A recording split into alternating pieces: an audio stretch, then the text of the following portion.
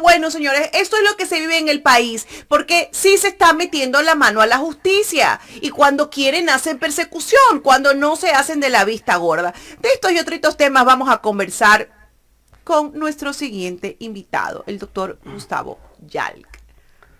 Le damos la bienvenida al doctor Gustavo Yalc, expresidente del Consejo de la Judicatura. Con él vamos a hablar en los próximos minutos sobre la injerencia de la justicia en la designación de autoridades, en este caso autoridades de control. ¿Cómo está, doctor? Primero, gracias por aceptar este diálogo aquí en Ecuador en Directo. Bienvenido. Jaime, muy buenos días. Carla, muy buenos días. Un gusto estar en este espacio, un gran gusto atender una invitación de un espacio digital como el de ustedes, objetivo y plural, y atender un tema tan importante, ¿no?, como el tema de la administración de justicia. Y sobre esto, mi primer concepto, Jaime, es mencionarle que los jueces tienen una doble legitimidad que deben defender y que se debe defender. Una, la legitimidad de origen, es decir, que tengan un concurso riguroso, con escrutinio público, con las vedurías, como se deben hacer para que tenga legitimidad su llegada al poder, porque es un poder judicial, aunque se les llame función judicial, al final ejercen una parte del poder del Estado en nombre del pueblo ecuatoriano. Pero la segunda legitimidad es mucho más importante aún, que es la del ejercicio, es decir, el basar sus decisiones en la ley, en el derecho, y no en intereses personales, económicos o del poder de turno. Esa es la razón de ser de la Administración de Justicia, el ser realmente garantes de la igualdad de todos ante la ley. Así de claro y así de importante. Y cuando eso no sucede, es cuando sí se puede hablar ahí sí de metida de mano en la justicia por parte de algún poder económico o político que vulnera la garantía de igualdad ante la ley y hace que el juez decida en función de intereses que no son los de la ley. Este como mi primer concepto, Jaime, agradeciéndole otra vez su invitación. Correcto, doctor. Bueno, hemos visto en estos últimos meses, al parecer, con las denuncias que se han hecho públicas, e incluso por parte de vocales del Consejo de la Judicatura, donde se ha escuchado audios y se ha visto parte de audio y video, de cómo es que se ha estado ingiriendo dentro del sistema judicial desde el Consejo de la Judicatura por pedidos del presidente de la República, en el caso de la presidenta de la Asamblea, que ella seguía interponiendo acciones para regresar como presidenta de la Asamblea Nacional, la señora Guadalupe Llori. ¿Esto qué demuestra, doctor? Que en el país no hay una estabilidad jurídica con todo lo que estamos viendo, con lo que está ocurriendo también en la designación del superintendente de bancos. Hemos visto de cómo la justicia falla en contra de una posesión de una autoridad de control. ¿Qué podemos esperar con una justicia de esa manera que está ingiriendo directamente casi en la toma de posesión de una autoridad máxima como es la superintendencia de bancos? Bueno, ahí vemos la evidencia, Jaime, de una acción concertada entre funcionarios judiciales, algunos funcionarios judiciales, miembros del Consejo de la Judicatura, de acuerdo a los audios que han salido a la luz, y el gobierno con sus intereses específicos en el tema político institucional. Se ha mencionado, como usted lo plantea, el tema de la expresidenta de la Asamblea, la señora Llori, y el nombramiento del superintendente de bancos. Ahí vemos claramente que hay intereses políticos del presidente de la República, del gobierno nacional, que se han articulado esos intereses a través de lo que demuestran esos audios, a través del Consejo de la Judicatura y la visita de estos vocales o de otros directores provinciales o funcionarios hacia jueces o juezas para que despachen o decidan de una manera u otra. Y aquí está esto no evidenciado a través de un eslogan en contra de un gobierno como era antes de metida de mano en la justicia. No está evidenciado por un eslogan, está evidenciado por audios y por hechos claramente políticos, como lo que ha significado que una jueza, haciendo referencia al tema de la designación del superintendente de bancos, decida contra todo derecho. O sea, la mayor evidencia de una metida de mano en la justicia, la mayor evidencia de la influencia política en una decisión judicial es lo disparatada de la decisión y la vinculación que esa disparatada decisión tiene con un interés político, en este caso del gobierno, en cuanto a la designación del superintendente de bancos, que curiosamente proviene de su propia terna, que envía al Consejo de Participación Ciudadana. El Consejo de Participación Ciudadana hace un proceso y cuando termina ese proceso resulta que por alguna razón que aún no se acaba de entender bien, ya no les gusta su propio candidato. Y no se les ocurre otra cosa que manipular el sistema de justicia para que a través de una acción de protección que está creada para otros objetivos, que es proteger a los ciudadanos y sus derechos fundamentales, se la utilice para, a través de la denuncia de una persona poco más que desconocida, se plantea esta acción de protección y se decide de manera absolutamente disparatada por varias razones. La una, porque cuando se está diciendo que se debe mandar una nueva terna, se está ordenando a través de una medida cautelar, una medida de ejecución que nada tiene que ver con una medida cautelar, pidiéndole al gobierno que mande inmediatamente una terna. Ahí se ve claramente una intencionalidad política de fondo. Y por otro lado, se declara una nulidad. Y si se declara la nulidad, no se puede pedir una nueva terna. Si se declara una nulidad, la nulidad retrotrae el proceso al momento en el que se provocó la nulidad y desde ahí hay que continuar nuevamente con el mismo proceso, salvo que se haya declarado la nulidad de todo lo actuado, es decir, del envío de la terna. Y eso jurídicamente no es posible. Por eso caen en estos absurdos que no tienen ningún sentido jurídico porque se manipula la ley. Entonces, cuando se quiere manipular la ley, quedan grietas. Y esto es verificable. Y uno luego entiende por qué esa grieta enorme entre la razón jurídica y la decisión judicial, porque hay intereses políticos. Y el otro ejemplo clamoroso que usted acaba de poner, Jaime, que es realmente vergonzoso, que vocales del Consejo de la Judicatura vayan al despacho de un juez y digan que a nombre del presidente de la República vienen aquí para que se determine una decisión judicial a favor de la señora Yori, para que se mantenga como presidenta de la Asamblea Nacional, y meter ahí la mano desde la justicia a otro poder del Estado, a la función legislativa.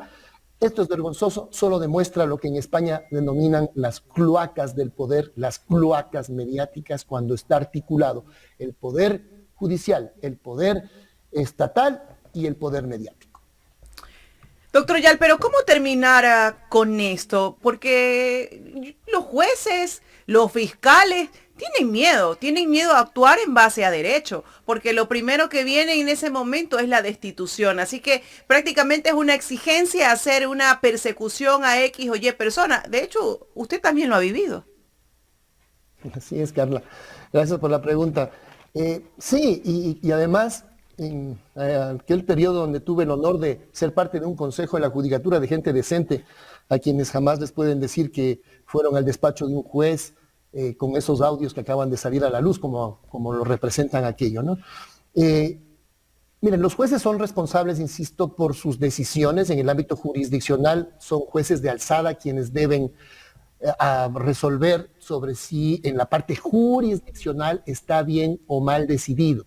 Y en la parte disciplinaria, el Consejo de la Judicatura. Nosotros teníamos unas competencias específicas cuando estaba incluso vigente aún, y era nuestra obligación aplicarlo, el tema de la negligencia manifiesta o el error inexcusable, que luego fue visto como polémico y demás, pero estaba vigente y se aplicaba. Y si se revisan los casos en los que aplicamos, se va a ver claramente cómo sancionamos a jueces que definían en contra de la ley y que en ese momento significaba lo que doctrinariamente se denomina el error inexcusable. Esa era nuestra responsabilidad en su momento y no hay un caso que se pueda decir que se expulsó de la función judicial a alguien por haber actuado bien o por temas políticos. No hay un ejemplo sobre eso. En cambio, aquí vemos claramente que hay una incidencia política y unos intereses políticos muy claros. ¿Y qué pasa también cuando se ha alterado el sistema disciplinario de la función judicial? Que vemos una gran inseguridad creciente en la ciudadanía, porque los jueces que actúan mal no tienen básicamente ninguna responsabilidad. Y los que actúan bien les inventan cosas para tenerles y generarles algún tipo de responsabilidad. Entonces eso también tendrá unas consecuencias a nivel de justicia internacional muy claro, y el Ecuador una vez más quedará mal parado a nivel de aquello. Y sobre la acción específica de las instituciones, Carla, lo que corresponde es que haya las responsabilidades, en este caso, con los juicios políticos pertinentes, y me parece que ya el Consejo de la Judicatura actual está enfrentando un juicio político a nivel de la Asamblea Nacional, y ahí se deberá definir con el debido proceso, porque todo el mundo tiene derecho al debido proceso, se definan las responsabilidades políticas que acarrearían justamente el, por ejemplo, haber evaluado contra las normas constitucionales a la Corte Nacional de Justicia, como así lo determinó la propia Corte Constitucional, determinando que se excedieron en sus funciones y que evaluaron fuera de la ley de la Constitución a la Corte Nacional de Justicia, y ese es uno de los elementos de sometimiento de la justicia ecuatoriana a los poderes políticos. Doctor, ¿podríamos analizar que el gobierno está utilizando a la justicia como un escudo protector? Porque resulta, quiero mantener a la presidenta de la Asamblea, vamos donde el juez. Quiero cambiar a la presidenta del Consejo de Participación Ciudadana, vamos donde el juez. Ok, perfecto, lo usan de escudo protector. Pero ¿qué hacer después de? Porque el gobierno se va a terminar en algún momento. ¿Quién va a responder ante esto? Bueno, están destruyendo el sistema jurídico ecuatoriano. Realmente han convertido a la ley en una franela de uso y desecho. Esa es la ley ahora, no hay instituciones jurídicas, se ha debilitado el Estado, Carla, y esto realmente tiene un origen y una génesis que no hay que olvidar.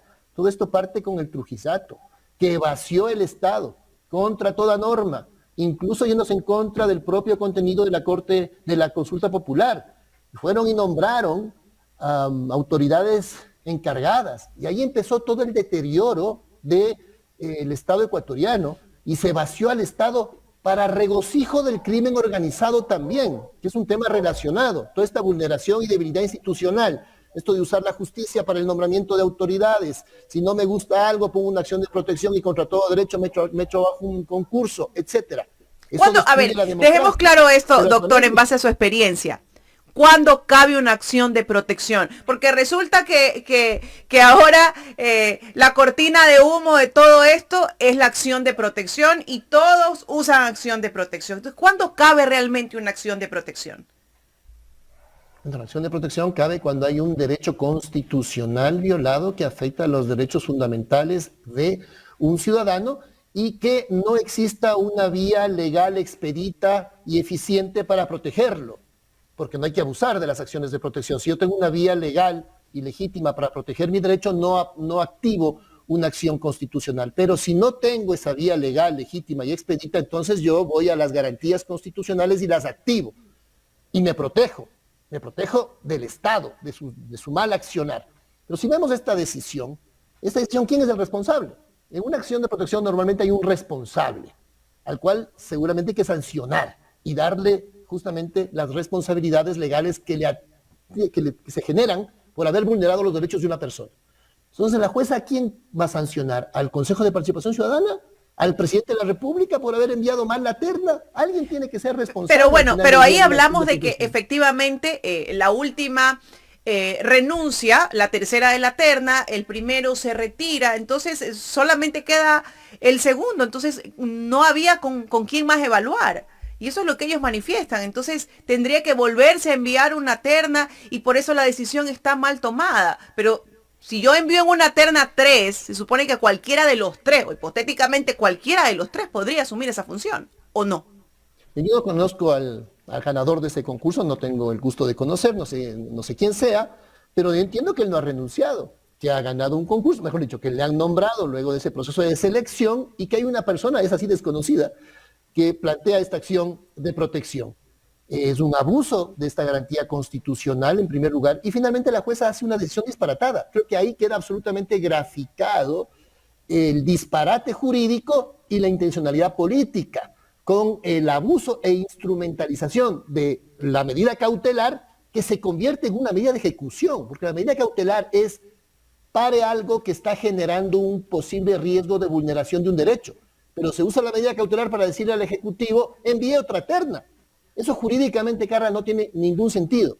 Esto demuestra justamente la intencionalidad política, porque cuando se hacen las cosas con esas intencionalidades, queda graficado la vulneración del derecho, la instrumentalización del derecho a través de estas decisiones absolutamente absurdas. El gran problema de todo esto, Carla, al final del día, sí son estos casos, es el debilitamiento institucional, pero déjenme insistir, todo esto le afecta a los ciudadanos en general, porque es un Estado débil, con instituciones débiles, y quienes aprovechan de esto son los sectores ilegales de la sociedad, las mafias, y que están generando justamente una mayor inseguridad, no solo jurídica en el país, sino esa inseguridad ciudadana que afecta todos los días a los ciudadanos, producto de una mala justicia y producto justamente de un debilitamiento de las políticas de seguridad en general del Estado, de un Estado diminuto, de un Estado débil que no es capaz de enfrentar a la delincuencia.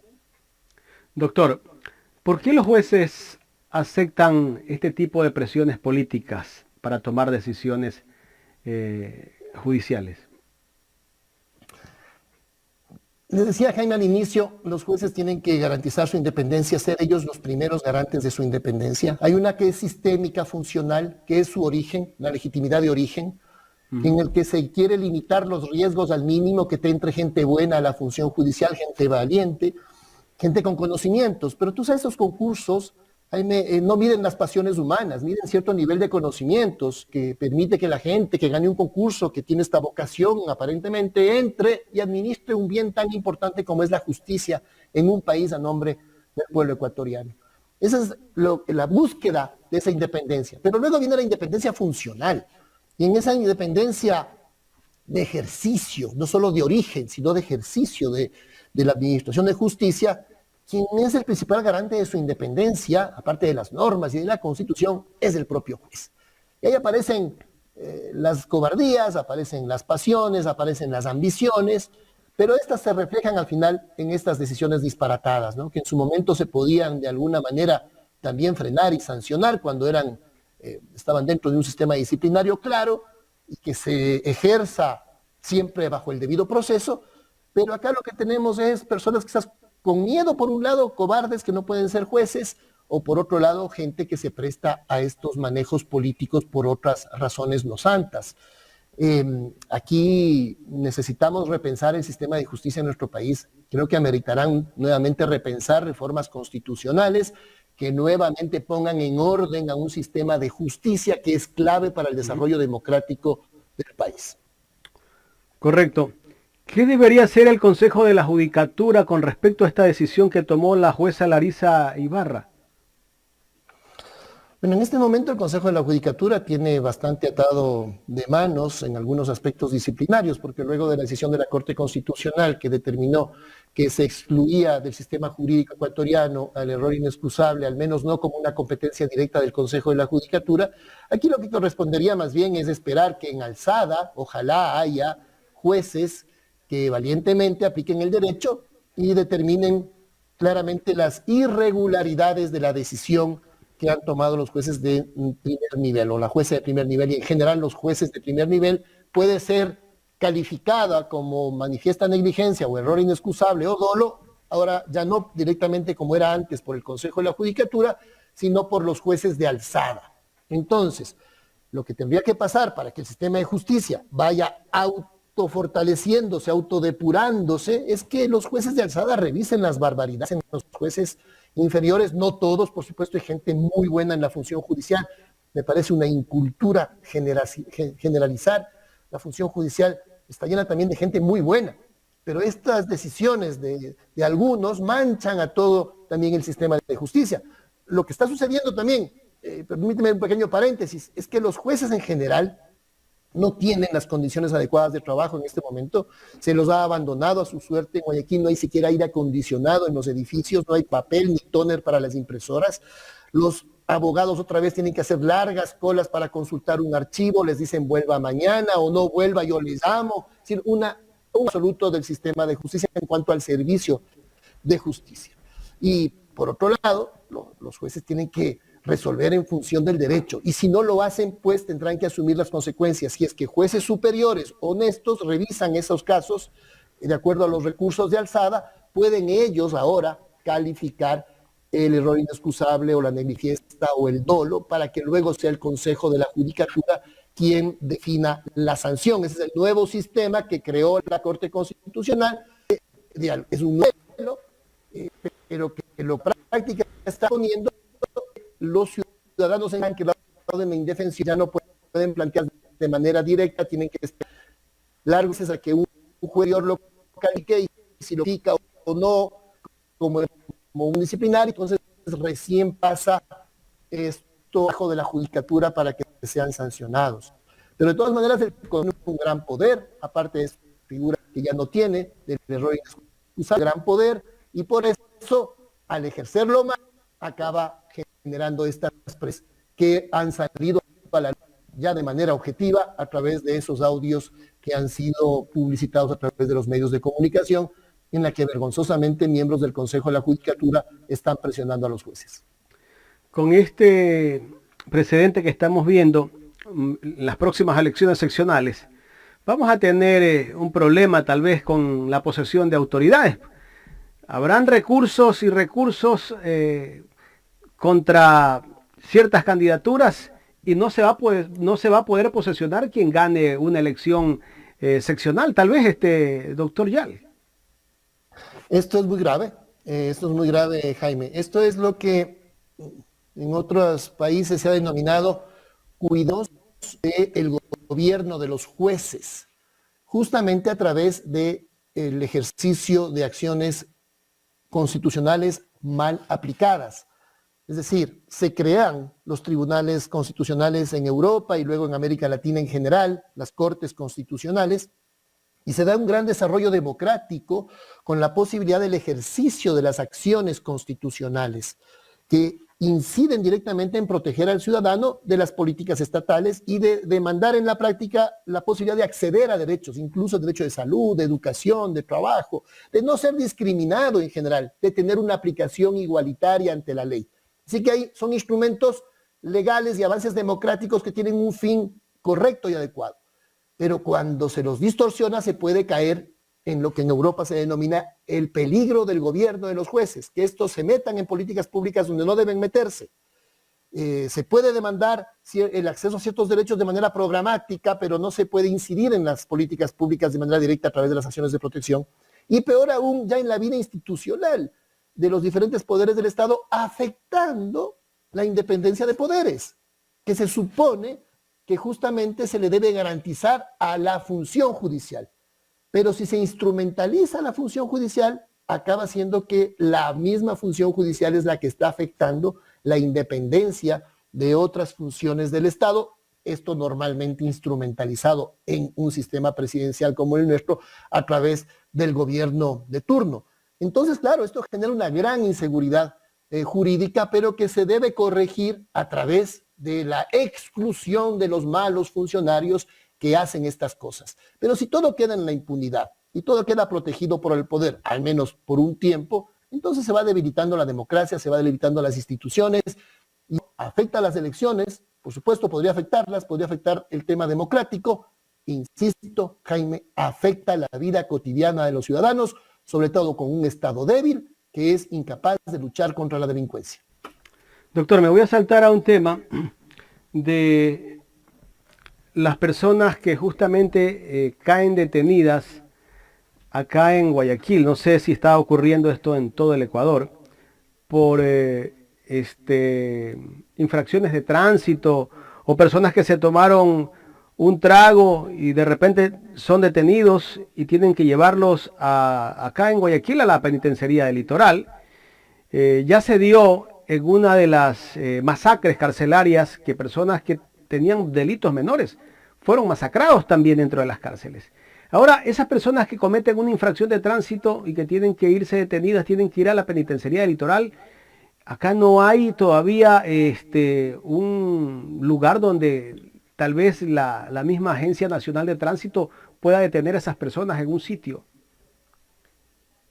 Esto es muy grave, Jaime, tremendamente grave, más aún en las condiciones en las que se encuentran los llamados centros de rehabilitación social, que hoy por hoy no tienen nada de rehabilitación social y al contrario, son lugares de mucho riesgo para la vida de quienes se encuentran privados de la libertad. Una persona puede haber cometido un error, grave o leve, pero no, y que puede perder su libertad por unos días, meses o años, pero en el Ecuador no hay pena de muerte. E ingresar a un centro de privación de libertad en el Ecuador significa un riesgo de muerte. Entonces a nadie se le ha condenado a pena de muerte. Se le ha condenado a que esté privado de libertad por una infracción, por una contravención, por unos días, por unos meses, en otras personas por delitos más graves, meses o años, pero insisto, a nadie se le condena a la pena de muerte en el Ecuador. Y hoy ingresar a una cárcel en el Ecuador es casi estar condenado a pena de muerte. Entonces es muy grave que personas que han cometido una infracción de tránsito, que deben ser sancionadas posiblemente con la contravención, que prestar algunos días de prisión, no pueden ir a un lugar con esos riesgos. Nadie debe ir a eso. Incluso aquel que ha cometido un delito grave debe estar en ese riesgo. Y esto demuestra una vez más la ineficiencia del Estado, la indolencia de las autoridades. Y a mí me parece que no poder controlar un espacio entre muros que está bajo la responsabilidad del Estado y no poderlo controlar, no poder garantizar seguridad en esos lugares, solo es reflejo de la incompetencia e incapacidad de poder garantizar seguridad por fuera de las cárceles y permitir que se siga delinquiendo desde las cárceles. No pueden ni frenar que ingresen armas a las cárceles, es permitir que cualquiera que entre ahí tenga el riesgo de morir. Doctor, efectivamente, tocando el problema carcelario y de inseguridad que vive nuestro país, también sabemos que hay bastante casos de corrupción dentro de los jueces en las cárceles, ¿no?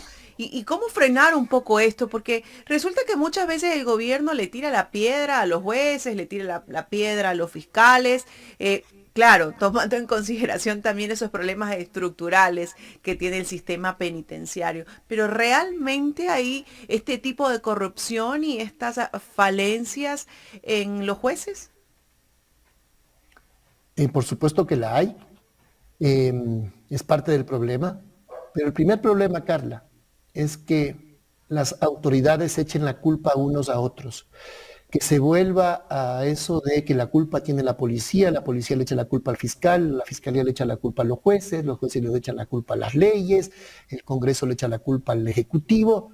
A ver, aquí hay responsables. Y el primer responsable es el gobierno, porque el gobierno, de acuerdo a la Constitución, es el que debe definir la seguridad ciudadana y la política criminal de lucha contra la inseguridad y articularse, como la Constitución le obliga, a coordinar con las demás funciones del Estado para generar políticas de Estado y en este caso de seguridad. Así que aquí hay responsables y que no se pueden echar la culpa los unos a los otros. Esa es la fórmula del desastre y es una de las formas de decirle al ciudadano: no vamos a hacer nada, no sabemos qué hacer, no es el tema de nuestra prioridad, estamos ocupados de otras cosas. Cuando aquí lo principal de un Estado es garantizar seguridad ciudadana a los ciudadanos y por supuesto también acceso a otros derechos para tener desarrollo humano integral, pero sin seguridad es imposible tener un adecuado desarrollo humano.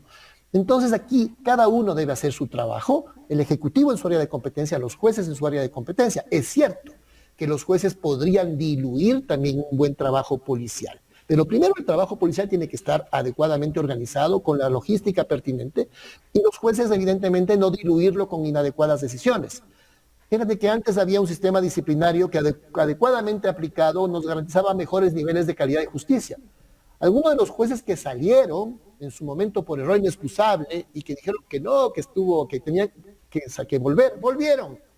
Y algunos liberaron a delincuentes, a narcotraficantes, uno liberó a Rasquiña, etcétera, que todo fue una polémica, lo tuvieron que volver a sacar. Entonces se usaron críticas políticas en su momento para evitar que se continúe haciendo un trabajo de depuración en la función judicial que debe ser permanente. Aunque la mayoría sean mejores y la mayoría sean buenos, siempre habrá algunos que harán un gran daño dentro de la función judicial. Entonces ahí hay un trabajo, sin duda, que la función judicial tiene que seguir haciendo de autodepuración.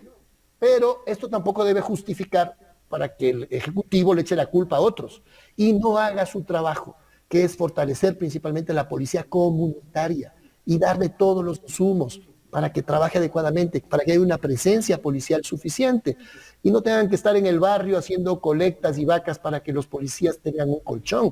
Han destruido todo lo que es la vivienda fiscal para los policías. Estamos preocupados por la policía, tenemos que darle a la policía todos los insumos adecuados para que hagan bien su trabajo. Bueno, tengan vivienda pero usted fiscal. dice, han destruido a la policía, los policías carecen de muchas cosas primarias y necesarias para su trabajo, pero habló el presidente de crear la escuela de los policías. La universidad. La universidad de los policías, perdón. La universidad. La Claro, universidad de los escuela policías. existe. Entonces, tiene bastantes necesidades aún y estoy pensando en crear la universidad de los policías cuando de repente ni siquiera logro poder compensar todas esas necesidades. Entonces, estamos como un poquito disparados. Bueno, un poquito, bastante. Bastante desordenados y poco claros en cuanto a las prioridades de lo que significa la seguridad ciudadana. Es un tema de prioridades. Si tengo escasez de recursos, si tengo una policía a la que no le doy ni siquiera las municiones suficientes para que practiquen los tiros que deben practicar, para que puedan ser eficientes y no tengan miedo incluso a la hora de usar sus armas, si no tengo los presupuestos suficientes en la policía judicial para que no sea como antes del año 2007 se financiaba la policía judicial con la venta de cosas robadas. Así era la policía judicial, la autogestión le llamaban a eso. Y luego el presidente Correa le dio todo el apoyo a la policía judicial, a la policía investigativa para el esclarecimiento del delito, con los mejores laboratorios de criminalística de América Latina, hoy abandonados otra vez. Entonces hay que darle a la policía lo más prioritario, insumos para que esclarezcan el delito, logística para que puedan ser operativos preventivos y también reactivos, pero no solo reactivos, sino también preventivos, inteligencia policial adecuada para desmantelar las bandas. Pero, ¿quién marca la agenda? ¿Por qué se prioriza la creación de algo que ya existe, además, que se llama Escuela de la Policía, que es una buena escuela, que tiene bastantes buenos contenidos, que siempre se puede mejorar, pero se crea esto, ¿no? De la universidad de la policía. Podría ser una buena idea digna de discutirse, pero vamos por partes. Primero defendamos la vida de la gente en las calles y para eso necesitamos aún más afianzar lo que significa la logística y presencia policial con adecuadas estrategias. No es cuestión de mandar 1000 policías más a Guayaquil, se requiere una verdadera estrategia que signifique la desarticulación de las bandas y de la actividad de las mafias y cortar los financiamientos que las mismas tienen. Y para eso se requieren recursos a nivel de inteligencia policial. Pero aquí hay un gran desorden, como usted dice, en cuanto a la comprensión de las prioridades. Doctor, mire, no puedo terminar la entrevista, bueno, por cuestiones de tiempo, sin hacerle esta pregunta, tomando en consideración lo que usted acaba de decir y su experiencia. Se habló del dinero, de las grandes sumas de dinero que los narcotraficantes les dan a los jueces para la toma de decisiones, ¿no? Y se habló de los jueces sin rostro, ¿no? Estos jueces que van a tomar decisiones y que nadie los va a conocer. ¿Esta es una salida a aquello para evitar esos actos de corrupción? ¿Usted cree que esto sería una salida? Porque mucho se ha hablado de quiénes son, de cómo va a ser, de cuál es el procedimiento. ¿Va a valer la pena o no va a valer la pena? Carla, categóricamente le digo que no. Esa no es la salida. Se dicen cosas simplemente como novelería o para distraer la atención de otras cosas que hay que hacer. Los temas de jueces sin rostros fueron experiencias pasajeras en otros países y no es una generalidad en el mundo de ninguna manera. Porque el combate al crimen organizado debe hacerse con las estrategias, se puede hacer con las estrategias de seguimiento financiero, de inteligencia, de penetración de bandas, de desarticulación, y todo esto con un buen trabajo judicial. A los jueces hay que darles seguridad, eso sí, eso es correcto. Hay jueces heroicos que hacen un trabajo muy arriesgado, y también la creación de una unidad específica de crimen organizado también puede ser una idea interesante en la medida que tengamos filtros de ingreso a esas unidades especializadas contra el crimen organizado a nivel judicial. Pero el juez sin rostro acaba siendo una falsa seguridad, puede vulnerar el debido proceso. Incluso en Colombia una vez asesinaron a una persona, fueron a ver quién era y era un juez sin rostro. Entonces tampoco es una garantía de seguridad. Aquello puede ser simplemente incluso algo que nos pueda distraer de los temas de fondo, y a veces sacan estos temas para distraernos de las responsabilidades que tiene el Estado. Fíjense que a mí me molesta mucho, Carla, cuando se dice el tema de la seguridad ciudadana es una responsabilidad de todos. Perdón, esta es una forma de distraer y diluir las responsabilidades. Es una responsabilidad del gobierno, principalmente del gobierno. Y luego, si tiene leyes, pues que le envíen las iniciativas a la Asamblea y que la Asamblea las tramite. Pero no es una responsabilidad de todos, perdóneme, la seguridad ciudadana. Es una responsabilidad del gobierno nacional, principalmente. Y luego los ciudadanos tenemos que hacer nuestro trabajo también, nuestra parte, de acuerdo con la ley, denunciar los actos de corrupción, denunciar los delitos, que seamos testigos, colaborar con la justicia. Esa es nuestra parte de responsabilidad como ciudadanos. Pero la responsabilidad ciudadana, la responsabilidad de la seguridad ciudadana, no es de todos, es del Estado de Largo en primer lugar. Por eso es un error también decir que la solución es que todos nos armemos, tengamos armas, salgamos a la calle armados. Esa es una forma de diluir la responsabilidad que tiene el gobierno, de ser el principal responsable de que todos podamos salir a la calle sin temor, no tengamos que salir armados a la calle. Eso quiere decir, yo soy un Estado absolutamente ineficiente y soy tan ineficiente que necesito que la gente salga armada a la calle. Esa es la realidad de esta concepción de decir que la gente salga armada a la calle. Esto no quiere decir que no haya una reglamentación correcta de la tenencia de armas en ciertos lugares, ciertos recintos. Los ganaderos las necesitan en ciertos lugares justamente porque están apartados. Esto está reglamentado y se puede reglamentar correctamente y dar posibilidades que ciertos sectores tengan este acceso a las armas debidamente reglamentado con los exámenes psicológicos previos, etc. Pero simplemente decir, armémonos todos, es simplemente como gobierno declararme incompetente frente a mi obligación de garantizar a los ciudadanos la seguridad ciudadana que les permita salir a la calle sin temor. Doctor, se nos quedó corta la entrevista, así que de una vez lo comprometo a otro día en este mismo espacio informativo. Tenemos, bueno, tantos temas por conversar. Queda comprometido aquí al aire. Quedo comprometido, Carla, con todo gusto. Jaime, un gusto estar en este espacio. Muy buen día. Gracias. Gracias al doctor Gustavo Yalc, expresidente del Consejo de la Judicatura.